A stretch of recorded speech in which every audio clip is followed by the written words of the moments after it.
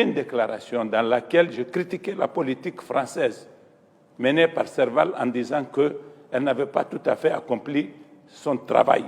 J'étais ministre des Affaires étrangères. Je ne me suis pas encombré de gants diplomatiques pour dire cela.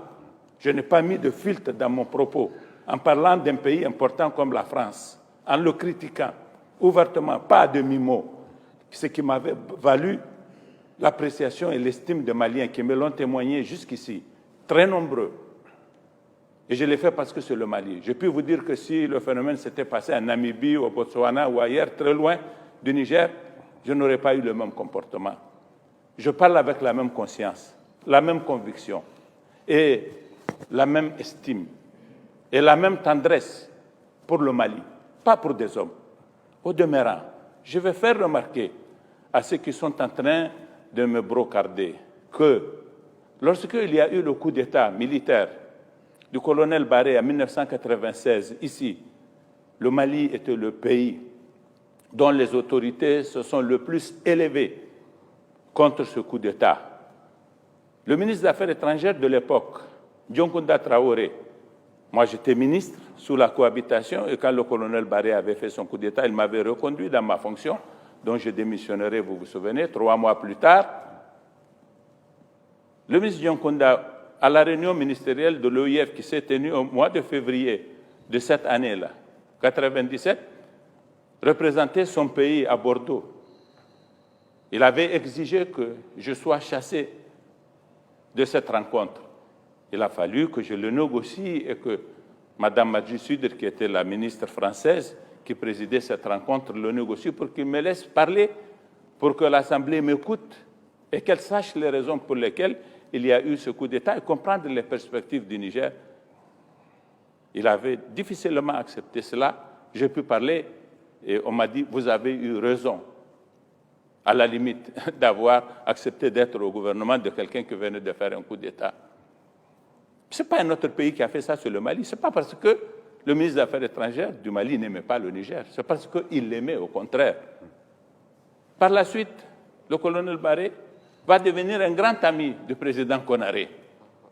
Et lorsqu'il a été victime de coup d'État et que le premier ministre Ibrahim Mayaki, le premier ministre du gouvernement de Wanké, qui a remplacé le général Barré, était allé à Sirte, au sommet de l'Organisation de l'Union africaine, le président Omar Konaré a exigé qu'on chasse la délégation du Niger de la salle de la rencontre, là, pour que lui, il entre ce qui lui avait été fait. Je ne pense pas qu'il avait exprimé en cela un sentiment contre le Niger. En tout cas, nous n'avons pas convoqué le ministre des Affaires étrangères, l'ambassadeur du Mali ce jour-là pour lui faire des remontrances et nous n'avons pas fait de communiqué à toutes ces deux occasions-là parce que nous considérons que c'est un gouvernement qui se réfère à des valeurs, qui pense exprimer un point de vue nécessaire. Je n'ai pas fait plus que cela. Et je sais que les Maliens sont d'accord avec moi. Moi, quand je porte un jugement sur ce qui se passe au Mali, je le porte indépendamment des individus, je le porte au nom de mes convictions d'abord et au nom de la fraternité, de l'amitié, de l'affection que j'ai pour le Mali. Et je veux que le Mali sorte des difficultés dans lesquelles il est aujourd'hui.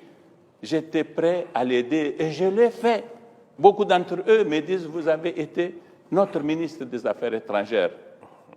Le ministre des Finances, la première fois que je suis allé au Mali, après l'élection du président Ibrahim Boubacar Keïta, le ministre Hugo Diarra, à l'aéroport, il m'a salué, il m'a dit «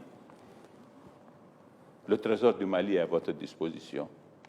C'est la seule façon pour nous de vous témoigner notre reconnaissance. » Je suis le même. Je n'ai pas changé vis-à-vis du Mali. Je ne changerai jamais vis-à-vis du Mali. J'ai défendu le Mali. Je le défendrai encore, indépendamment de savoir qui est au pouvoir et comment il a fait pour venir au pouvoir. C'est cela qui doit être retenu.